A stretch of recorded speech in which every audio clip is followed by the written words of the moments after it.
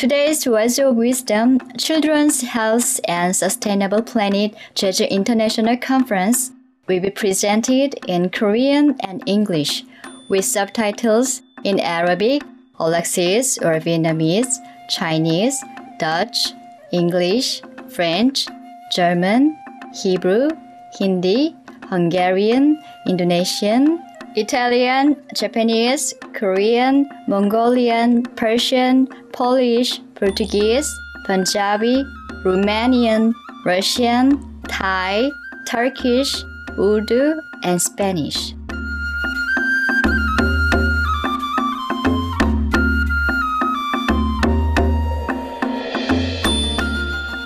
제주도는 대한민국에서 가장 큰 섬으로 아름다운 자연경관을 갖는 축복을 받았습니다. 신선한 공기와 맑은 물, 청정한 바다, 다양한 크기의 화산은 이러한 자연경관에 아름다움을 더해줍니다.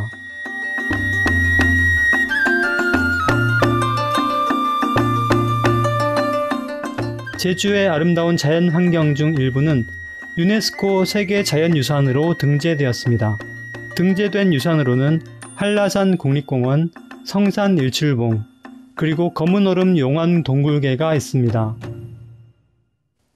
또한 한라산은 그 아름다움과 생물종 다양성으로 2002년부터 유네스코 생물권 보전지역으로 보호되었으며 360개의 기생화산인 오름을 품고 있습니다.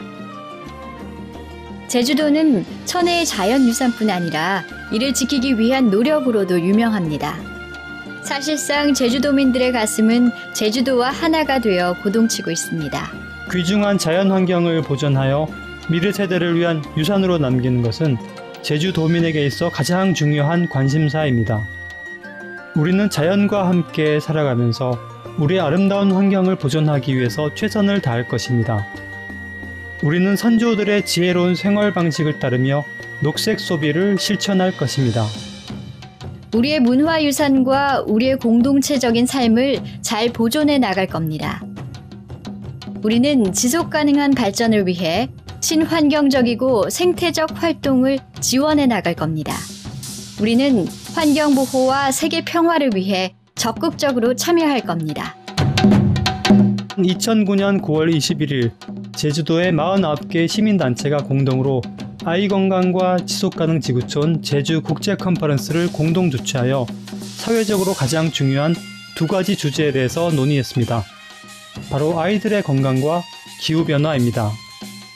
유기농 비건에 초점을 맞춘 이 특별한 행사는 행성의 온도를 낮추고 또한 어린이들의 영양을 개선하는 해결책으로 유기농 비건을 제시했습니다. 이 컨퍼런스에 참석한 정부의 중요한 인사들로는 김태환 제주특별자치도지사, 양성원 제주특별자치도 교육감 등이 있습니다. 그리고 여기 참석한 환경 전문가로는 유엔 정부간 기후변화위원회 의장인 라젠드라 파차우리 박사, 그리고 네덜란드 환경평가국의 기후와 지구촌 지속가능성 부서의 주프 오데 로휘스 부장이 있습니다. 또한 의학계를 이끄는 저명한 의사들도 전문 지식을 함께 나누었습니다. 여기엔 미국 휴메인 소사이어티 보건축산 책임자인 마이클 그레거 박사, 권위 있는 내과 의사이자 영양학 전문가인 조엘 펄먼 박사, 책임 있는 의료를 위한 의사회 창립자이자 회장인 닐 버나드 박사, 미국에서 유명한 맥두걸 프로그램의 창립자이자 의학부문 원장인 존 맥두걸 박사, 한국의 저명한 신경외과 전문의인 대구의료원 황성수 박사 등이 포함됩니다. 또한 많은 언론사들이 이 행사를 취재했습니다. MBC, KBS, CBS, 아리랑 라디오 등의 방송사와 한국일보, 한겨레신문, 연합뉴스, 제주일보 등의 신문들과 미디어 제주, 제주소리 등의 인터넷 뉴스 미디어에서도 이 행사를 보도했습니다. 이 행사의 귀빈으로 화상회의를 통한 참석을 초청받으신 칭하이 무상사께서는 너그럽게 초대를 수락하셨습니다. 이제 칭하이 무상사와의 화상회의 8부작 중 제3부 재방송에 여러분을 초대합니다. 화상회의 제목은 아이 건강과 지속가능 지구촌 제주 국제 컨퍼런스로 2009년 9월 21일 대한민국 제주도에서 개최되었습니다.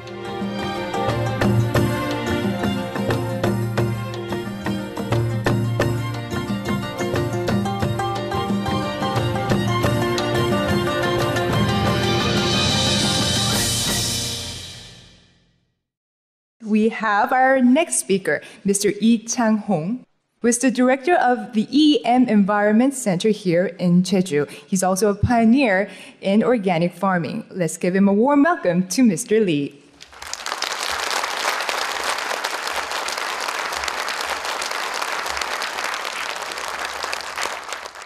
네, 안녕하십니까. EM 환경센터 이창홍입니다. 농업은 자연환경을 변화시켜 식량을 생산합니다. 고대 문명 시기의 농업은 비옥한 삼각주의 토지에서 수탈 농업의 형식으로 행해졌습니다. 생산된 식량은 농촌에서 도시로 가져갔으나 되돌아오는 것은 없었습니다. 그로 인해 양분을 빼앗긴 토지는 사막화되고 도시는 쓰레기로 문제였습니다. 이에 토지에 무언가를 되돌려 주어야 된다는 발상으로 화학비료가 생겼습니다.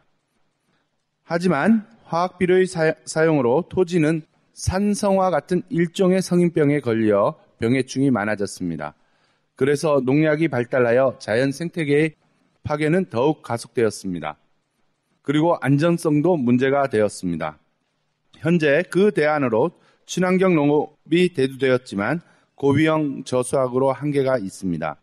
오늘의 주제는 위의 농업 방식들을 극복하기 위한 대안, 즉 자원순환형 친환경 농업입니다. 이는 자연생태계의 순환 원리를 따르는 농업입니다. 자연생태계는 복잡한 생물들의 관계를 통해 물질들이 순환됩니다. 예를 들어 비에 의해 산에서 씻겨져 내려온 양분은 여러 생물들의 상호관계에 의해 산 정상으로 되돌아갑니다. 즉 생태계는 자원을 낮은 곳에서 높은 곳으로 다시 옮깁니다. 이렇듯 농업도 토지에서 가져간 자원이 다시 되돌아가야 그 생산성이 유지되고 농업과 관련된 생태계도 복원됩니다.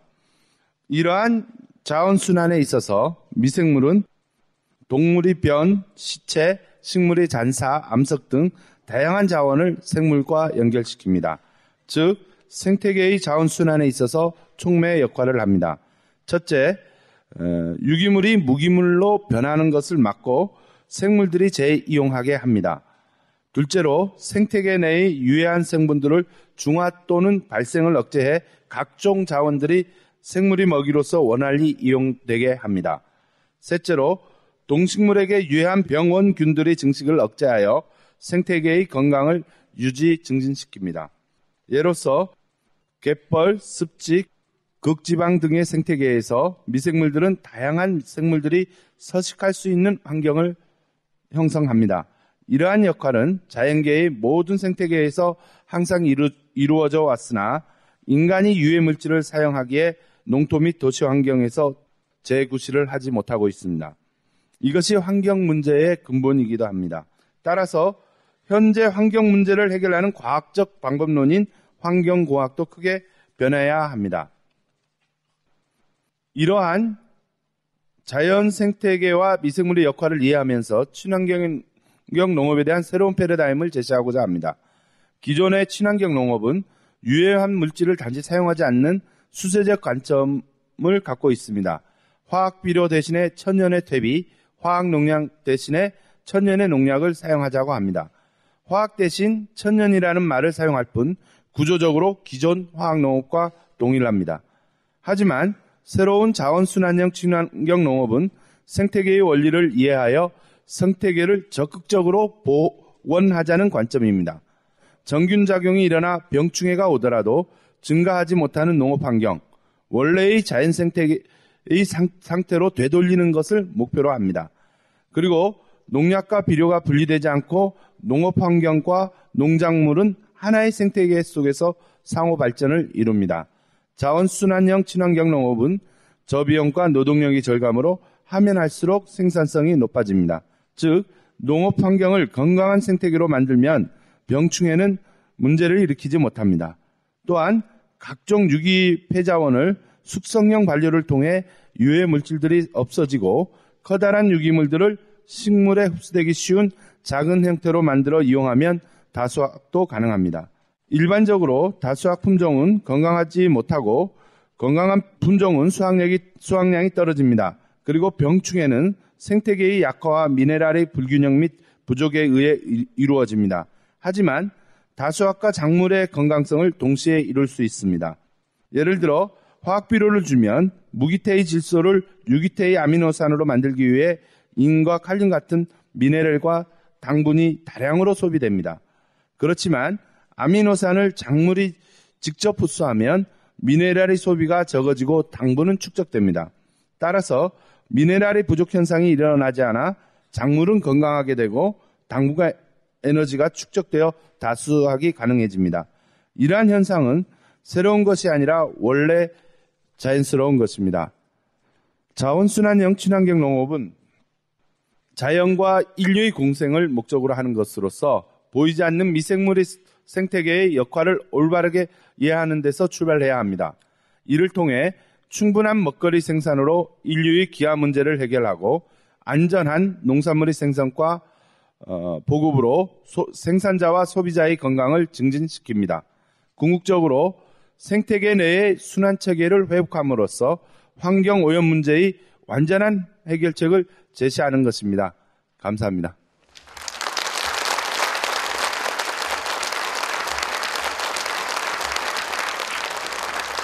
Thank you for your courageous and loving work, Mr. Lee.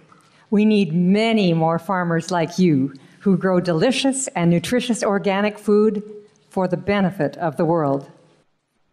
We now know that organic vegan diet is the only way to halt climate change. But sometimes we parents are concerned about whether a vegan diet will keep our children healthy. To respond to these concerns, 3 world-renowned medical doctors have sent their valuable messages to this conference. The first is from Dr. John McDougall, a pioneering medical doctor, best-selling author, and the esteemed founder of the McDougall Program.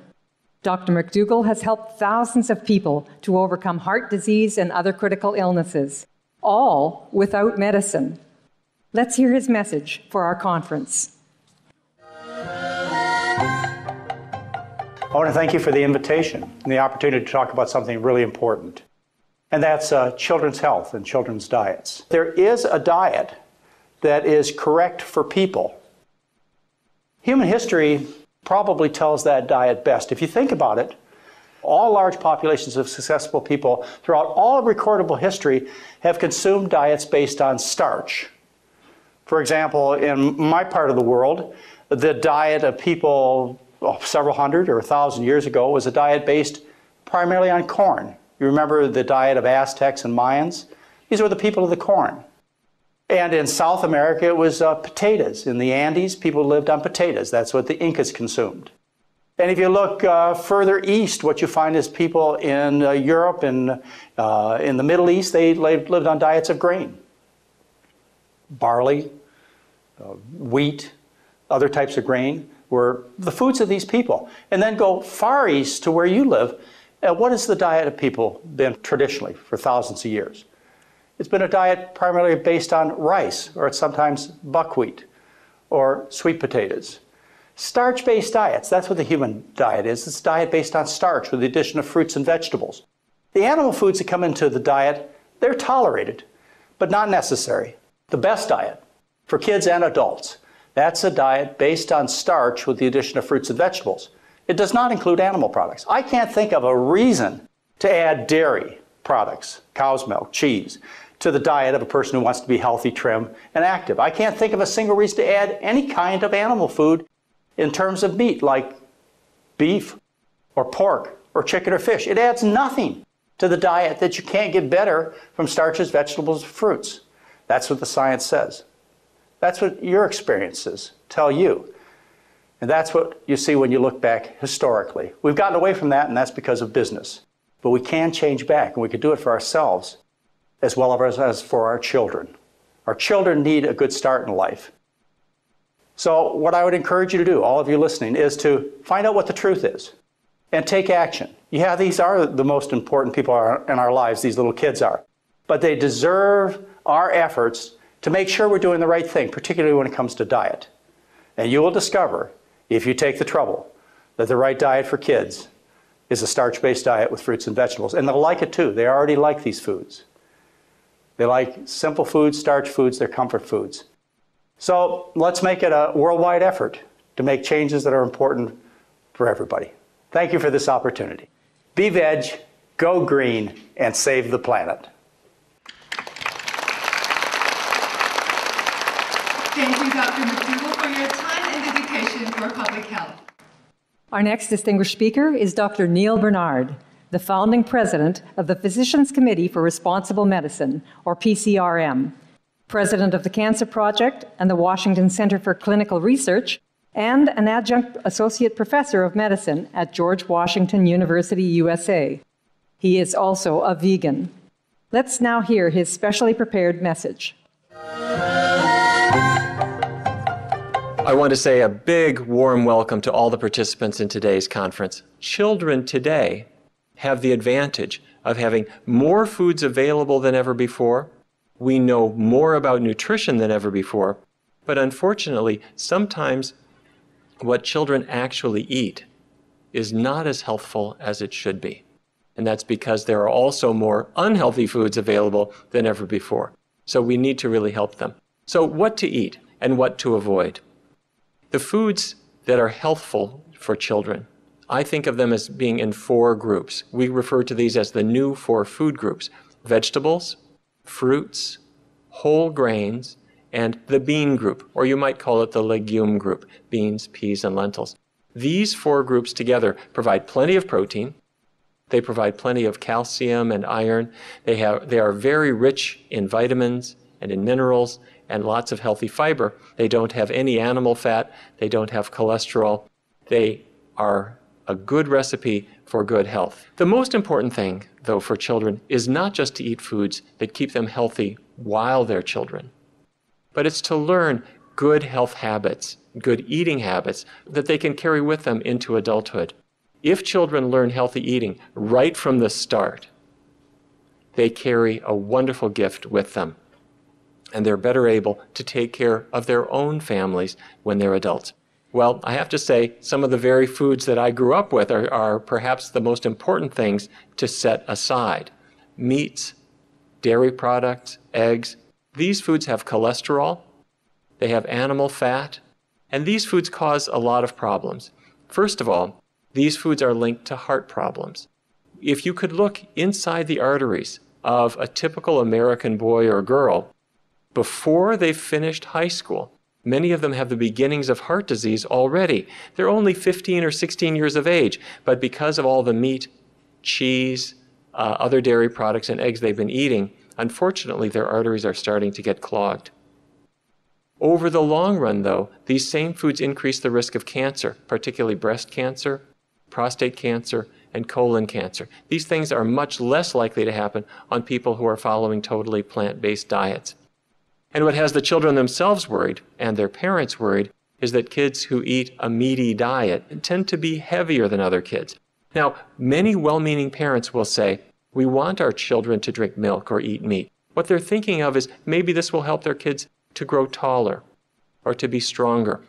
But I have to say, researchers have looked at this very question. And children who eat meat and dairy products are not any taller than other kids. What they are is wider than other kids, meaning they are more likely to be overweight. Researchers have looked at thousands of children and shown that those children who grow up on a totally vegan diet, meaning a diet with no animal products at all, they're just as tall and healthy as other kids. In fact, they are healthier, but they're more likely to stay in a good, healthy body weight. In many countries throughout North America, South America, and particularly today throughout Asia, we are seeing an explosion in meat intake, in dairy consumption, and so that means more and more farms are springing up, and the population overall is less healthy than it was when more healthful plant-based diets were the norm. If this trend continues, what we will see is not only more influenza outbreaks, we'll see more heart disease, much more cancer, and shorter lifespans. What this means really is a tragedy. that people who wanted to live a long, healthy life and to bring up their children to be able to live in as healthful a way as possible will never be able to realize that dream. And it's because we've bought into foods that have lurking in them cholesterol, animal fat, and other problems that really can exact a terrible price that nobody was counting on in advance. Let me also say a word for parents, teachers, other people who are involved in schools.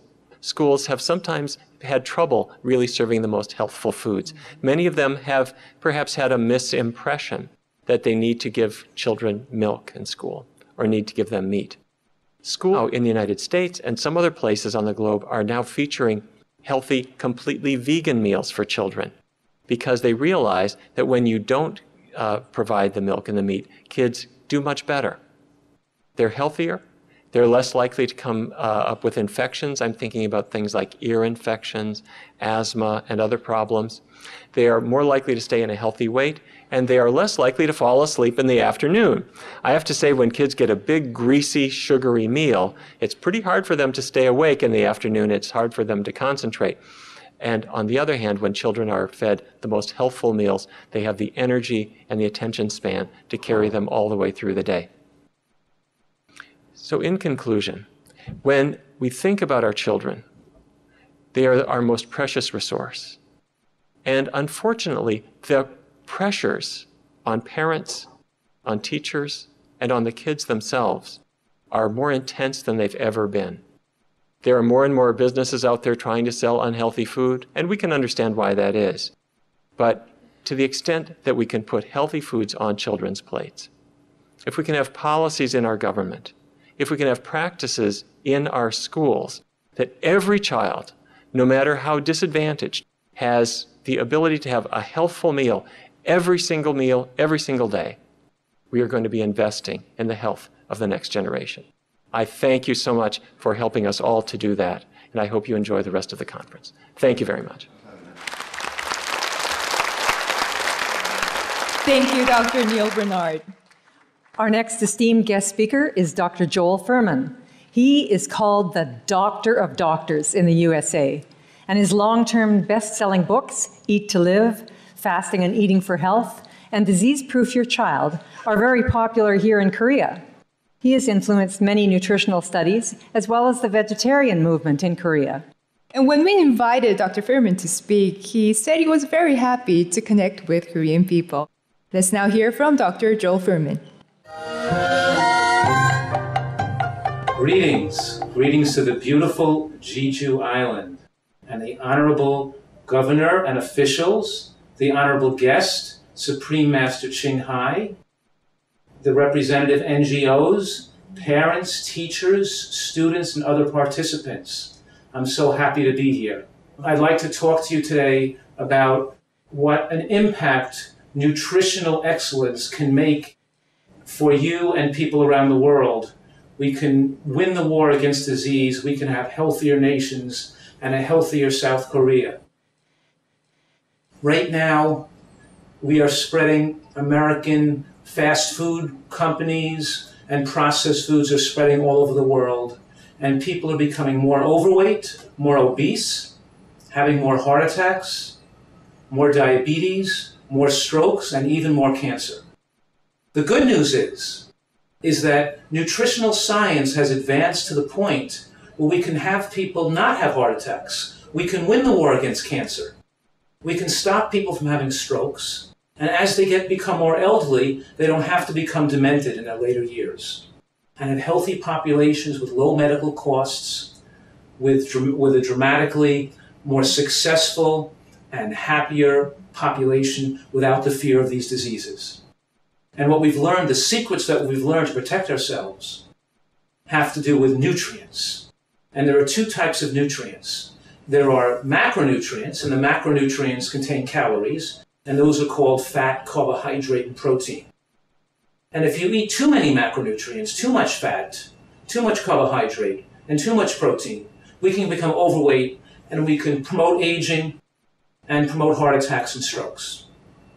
Now, food also contains micronutrients, and micronutrients do not contain calories. They're things like vitamins and minerals and phytochemicals. About 80 years ago, in 1930, scientists first discovered 14 vitamins and about 20 different minerals, and everybody said, wow, this is great. We could help people live longer and help people be much healthier. And what happened between 1935 and 2005 is that heart attack rates went up all over the world, stroke rates went up, and cancer rates went up every single year for 70 years straight. We didn't realize until about 15 years ago that the third type of micronutrients, called phytochemicals, were missing, because the third type of micronutrients, called phytochemicals, are not found in processed foods, and they're not found in animal products, but they're found in fruits and vegetables. So when we thought that we could take processed foods and add a few vitamins and minerals to it, or take a vitamin supplement and think we're getting enough, we were mistaken. Because now we know that every tomato has 1,000 different nutrients in it. Every head of cabbage, every piece of lettuce, every cucumber, every bean or berry or sprout has hundreds, even thousands of nutrients that are so important to protect our precious health. So if we sum up what we've learned in the last 15 years in the field of nutritional science, we've realized that we have to eat a diet that's very high in nutrients, very high in micronutrients, including not just the ones we discovered 70 years ago, but all the new nutrients that we're discovering, all the new findings, that full symphony of nutrients we're finding that exists in natural fruits and vegetables, beans, nuts, and seeds. So the first thing I'm saying here, I'm making the point that as a nation, countries all over the world have made tremendous mistakes as far as protecting the health of their population. The mistake we made is we thought that we could eat anything. We could eat white flour, we could eat bread, we could eat pasta, we could eat sugar, we could drink soda all day. It doesn't have to be high in micronutrients, and then we could just take a vitamin pill and be okay. And we found out it doesn't work. We actually have to eat real food. Now here's where I feel that the people of Jeju and the people of South Korea have a unique opportunity in human history.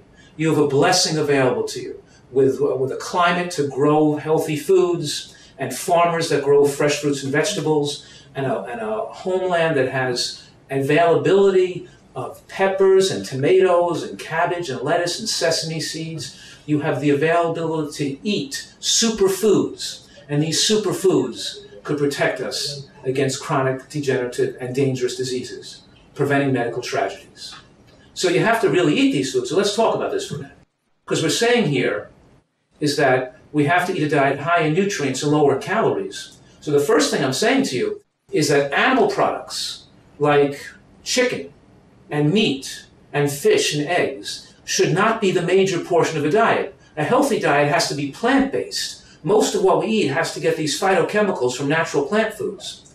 So pasta, white bread, and white rice does not have in it the phytochemicals and antioxidants. In those foods, there's no significant amount of vitamin E and vitamin K and folate and bioflavonoids and lignans and plant sterols and all these phytochemicals and other carotenoids that protect against disease. In other words, what I'm saying is that processed foods, drinking soda, having sugar, having white rice and pasta and white bread are not high nutrient foods. Those are not going to be the foods to protect your precious health because they're not rich in micronutrients. And likewise, animal products like chicken and meat also do not have the same nutrients. They're also missing the vitamin E, vitamin K, the folate, the bioflavonoids, the lignans, the phytochemicals, the carotenoids, the same nutrients that the processed foods are missing.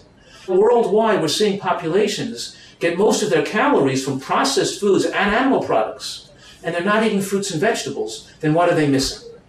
Of course, they're missing those antioxidants and the phytochemicals that are present in plant foods. And instead of going to doctors and getting pills to take to lower your blood pressure, and instead of taking medication to take away chest pains, and then having surgeries on people's hearts or procedures to make the blood to flow better, those do not make people live longer. The most powerful intervention, the most powerful medicine is what you can do in your own home, in your own kitchens, in your own gardens, and what you can do with your own life to protect your precious health. It's not what doctors can do for you with medications and surgeries. What I'm saying today is that we all are in this together. If we all eat a diet, which we call it a plant-based high-nutrient diet, we look to eat more of the foods that are highest in nutrients. And the foods that are highest in nutrients, including these micronutrients I'm talking about, are green vegetables. Green vegetables win the awards because they have more nutrients per calorie than any other food. In other words, an animal product like a piece of chicken or a piece of meat is not high in nutrients per calorie. It gives you lots of calories, but not lots of micronutrients. Now take a piece of broccoli or some cabbage or kale that also is high in protein, because don't forget, green vegetables are high in protein. That's how come gorillas, hippopotamus, rhinoceros, elephant, and giraffes get so big, because they eat green vegetables, they eat a lot of protein. And green vegetables are high in protein.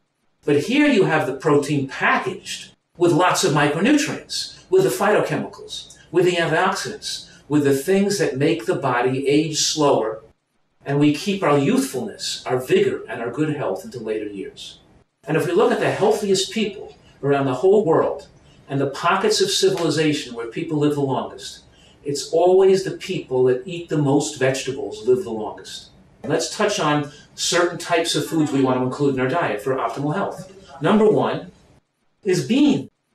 Beans like kidney beans, navy beans, lentils, split peas. Beans have something in them called resistant starch. And resistant starch doesn't raise the glucose level. It's broken down by bacteria in the colon. And the bacteria in the colon change the resistant starch into short-chain fatty acids. And those fatty acids protect us against colon cancer.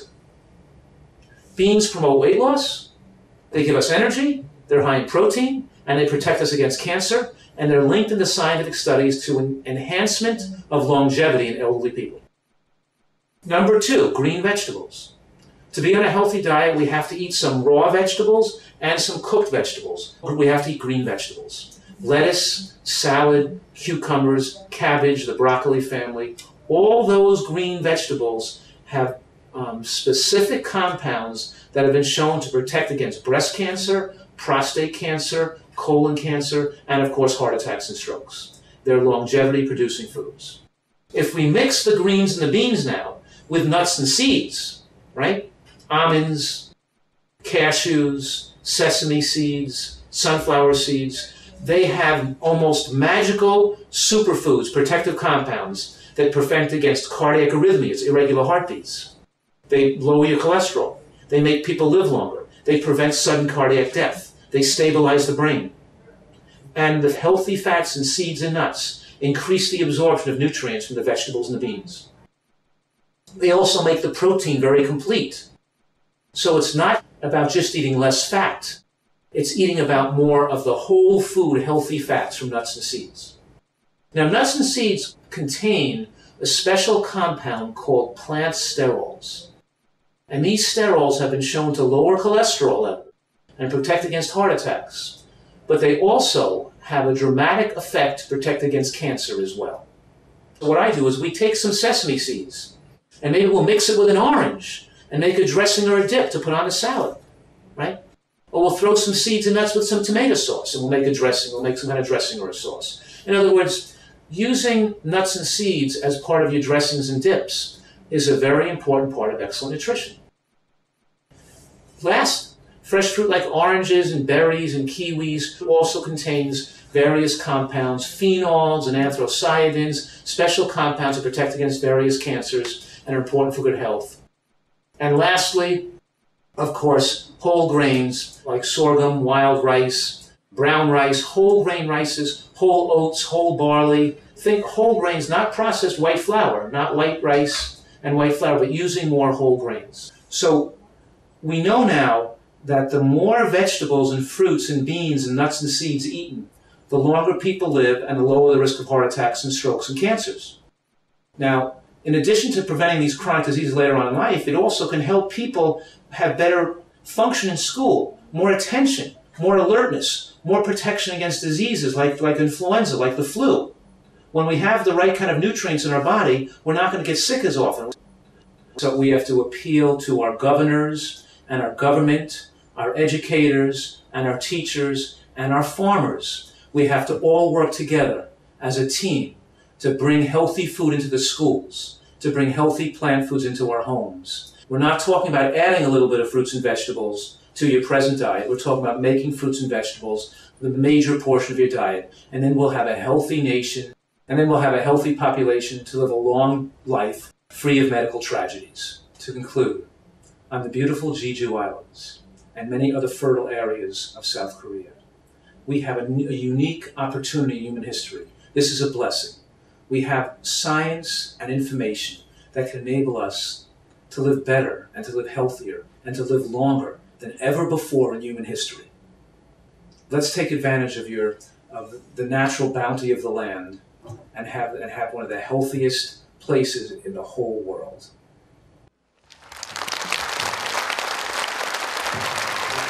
Thank you, Dr. Furman.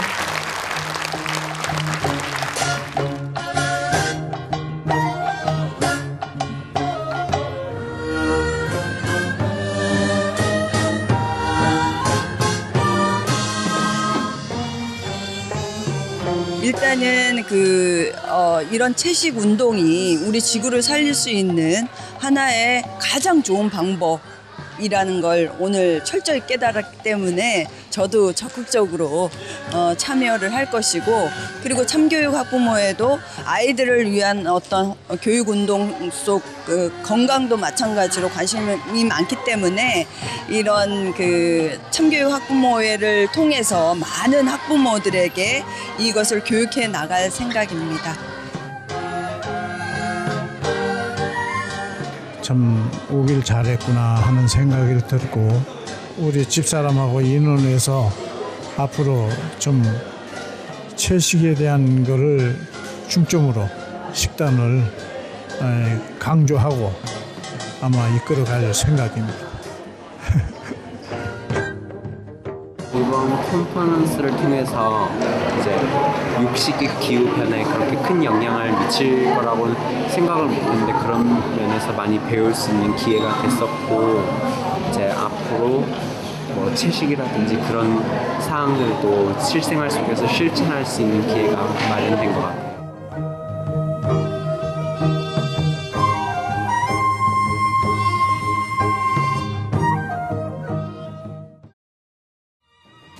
오늘 지혜의 말씀을 시청해주신 가슴 따뜻한 시청자 여러분께 감사드립니다. 내일 계속될 아이 건강과 지속가능 지구촌 제주국제 컨퍼런스 4부도 계속 시청해 주십시오.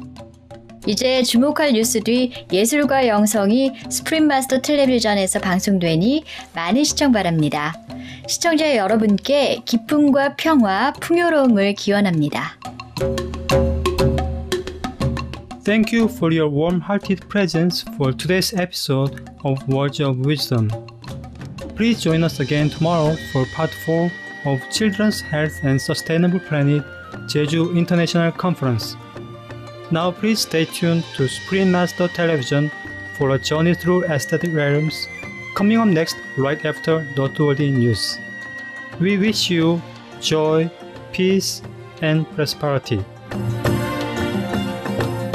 For more details, please visit www.suprememastertv.com/WOW.